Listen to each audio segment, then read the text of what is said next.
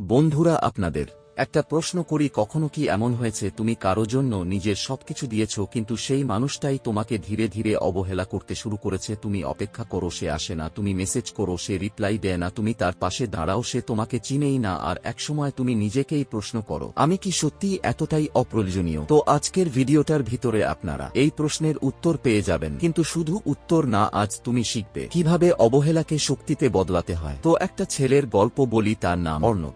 অর্ণব খুব সাধারণ একটা ছেলে, কিন্তু তার একটা বড় অভ্যাস ছিল, সে সবাইকে খুশি রাখতে চাইত। বন্ধুরা তাকে ডাকলে সেসব কাজ ফেলে চলে যেত, কেউ সাহায্য চাইলে না বলতে পারত না, সে ভাবত আমি যদি সবার জন্য থাকি তাহলে সবাইও আমার জন্য থাকবে। কিন্তু জীবন সবসময় আমাদের মতো চলে না, তো ধীরে ধীরে সবকিছু বদলাতে শুরু করলো। বন্ধুরা আগের মতো তাকে খোঁজে না, মেসেজের রিপ্লাই কমে গেল, কলগুলো মিস হতে লাগলো। অর্ণব নিজেকে বুঝাতো সবাই ব্যস্ত, কিন্তু একদিন সত্যিটা সামনে এলো, সে দেখল তার বন্ধুরা একসাথে ঘুরতে গেছে, স্টোরি, হাসি, আনন্দ, কিন্তু অর্ণব নেই। সেদিন তার বুকের ভেতরটা হঠাৎ ফাঁকা হয়ে গেল। সে ফোনটা হাতে নিয়ে বসেছিল, একটা কল করবে না শেষে সে কল করলো না, কারণ সে বুঝে গিয়েছিল যেখানে আমাকে মনে রাখা হয় না সেখানে নিজেকে মনে করিয়ে দেওয়া অপমান। সেদিন রাতে অর্ণব একা বসেছিল, কেউ জানে না, কিন্তু সে কাঁদছিল চুপচাপ, কারণ কিছু কষ্ট আছে যেগুলো কাউকে বলা যায় না। সেদিনের পর অর্ণব বদলাতে শুরু করলো, কিন্তু প্রথমে সে কি করেছিল জানো? সে নিজেকেই দোষ দিয়েছিল, আমি কি বেশি ভালো, আমি কি বিরক্তিকর,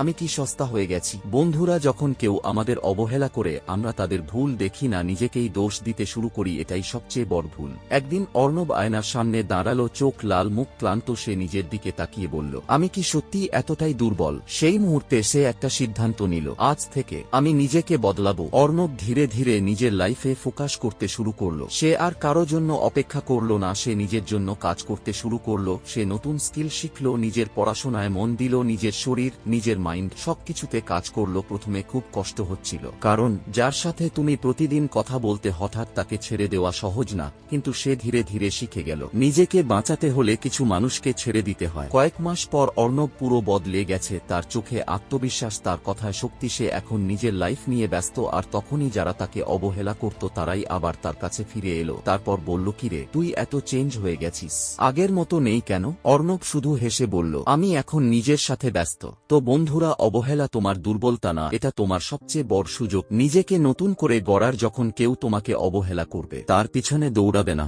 নিজেকে ছোট করবে না, নিজের সম্মান হারাবে না, বরং নিজের উপর কাজ করো, নিজের স্বপ্নে ফোকাস করো, নিজের ভ্যালু তৈরি করো। কারণ যে নিজেকে গুরুত্ব দেয় পৃথিবী তাকে অবহেলা করতে পারে না। তাই আজ থেকেই একটা সিদ্ধান্ত নাও, আমি কারো অবহেলায় ভাঙবো না, আমি নিজেকে এতটা শক্তিশালী বানাবো যাতে একদিন আমাকে অবহেলা করা অসম্ভব হয়। তো বন্ধুরা, যদি এই ভিডিওটা তোমার হৃদয়ে লাগে তাহলে একটা লাইক দাও, আর আমাদের এই ছোট্ট চ্যানেলটি সাবস্ক্রাইব করো।